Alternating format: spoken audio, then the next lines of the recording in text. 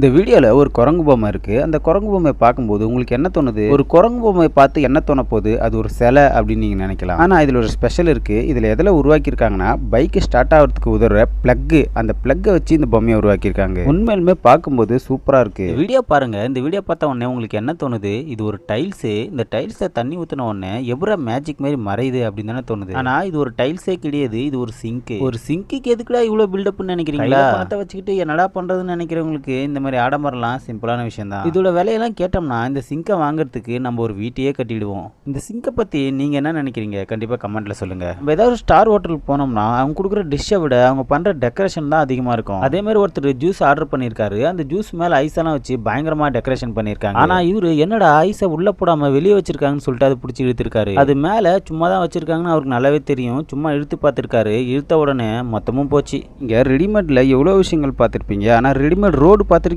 எந்த இடத்துக்குலாம் வண்டிகள் போகாதோ அந்த இடத்துக்குலாம் இந்த ரெடிமேட் ரோட்டை கொண்டு போய் போட்டு வேலை முடிஞ்ச உடனே இந்த ரோட்டை அப்படியே கொண்டு வந்துருவாங்க.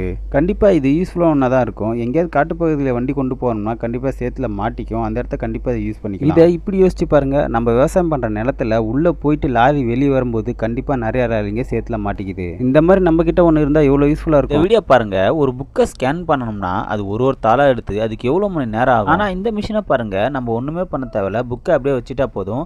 அதுவே ஒரு பேஜாக எடுத்து ஃபுல்லாக எல்லாத்தையும் ஸ்கேன் பண்ணிடுது. உண்மையிலுமே வேற லெவலான ஒரு மிஷின் இல்லை. ஆனால் இந்த மிஷினை நம்ம ஏன் எங்கேயுமே பார்த்ததே இல்லை. ஏன்னா அதோட விலையெல்லாம் நம்ம வாங்க முடியாத அளவுக்கு இருக்கும். இந்த வீடியோ பாருங்க. பல லட்சம் கொடுத்து எதுக்கு கார் வாங்கிக்கிட்டு டீசலு, பெட்ரோலு, மெயின்டெனன்ஸ் எல்லாமே மிச்சம். இவர் ஏதோ சும்மா ஃபன்னியாக பண்ணியிருக்காரு. ஆனால் நல்லா இருக்குல்ல. ஒரு உண்மையை சொல்லணும்னா காஸ்ட்லியான காரில் போயிருந்தா கூட அதை எத்தனை பேர் கவனிச்சிருப்பாங்க? இதுக்கு அவர் எவ்வளோ செலவு பண்ணியிருப்பாங்க? எல்லாருமே இவரை தான் ஆச்சரியமாக பார்த்துருப்பாங்க. சூப்பரான ஒரு ஐடியா.